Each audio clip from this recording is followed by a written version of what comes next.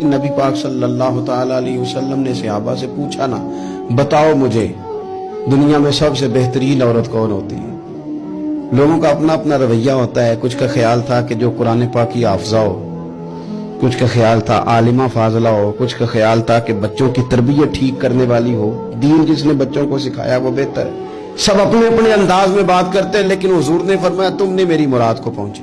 حضرت مولا علی شیر خدا فرماتے میں پیچھے بیٹھا تھا، ذرا میں نے گردن جھکائی اور چھپ کے نہ، ویسے بھی قد مبارک بظاہر تھوڑا چھوٹا تھا حضرت علی کا، کہتے میں نکل گیا، حضرت فاطمہ کا حجرہ ساتھ ہی تھا. جا کے میں نے کہا فاطمہ حضور نے سوال پوچھا ہے، اب میں کس طرح یہ بات کروں کہ مولا علی شیر خدا کا علم.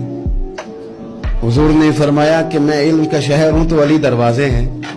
تو اگر حضرت علی بھی کسی سے مسئلہ پوچھنے جائیں تو پھر بتاؤ نا کہ سیدہ فاطمہ کا علم کتنا شاندار ہوگا، ان کے علم کا کیا مرتبہ اور مقام ہے کہ حضرت فاطمہ سے پوچھا جا کے.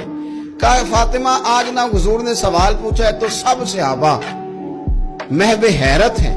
حضور نے پوچھا بہترین عورت کون ہوتی ہے؟ تو کسی نے کچھ بتایا، کسی نے کچھ بتایا، بات بن نہیں رہی، آپ ذرا جلدی سے بتائیں. تو حضرت فاطمہ کہنے لگی علی بہترین عورت پتہ کون ہوتی ہے؟ یہ آپ نے غور کرنا لفظوں پہ. کہا بہترین عورت وہ ہوتی ہے جسے نہ کبھی غیر مرد نے دیکھا ہو اور نہ کبھی اس نے غیر مرد دیکھا ہو، وہ سب سے بہترین عورت ہے. آپ میری بات پہ غور کریں، بس یہ حد ہے، یہ سیدہ فاطمہ کا پیغام ہے، یہ آج کے جمعے کا میسج ہے. فرمایا نہ اس نے غیر مرد دیکھا ہو اور نہ غیر مرد نے اسے دیکھا، بہترین عورت ہے. حضرت سیدنا علی المرتضیٰ کہتے ہیں میں چپکے سے آ کے پھر صفوں میں بیٹھ گیا. بات ابھی جاری تھی، صحابہ بات کر رہے تھے، میں نے ہاتھ کھڑا کیا، میں نے کہا حضور بتاؤں؟ فرمایا بتاؤ. میں نے کہا یا رسول اللہ بہترین عورت وہ ہوتی ہے نہ اس نے غیر مرد دیکھا ہو اور نہ غیر مرد نے کبھی اسے دیکھا ہو. حضور نے میری بات سنی تو مسکرا کے فرمایا فاطمہ میرے جگر کا ٹکڑا ہے.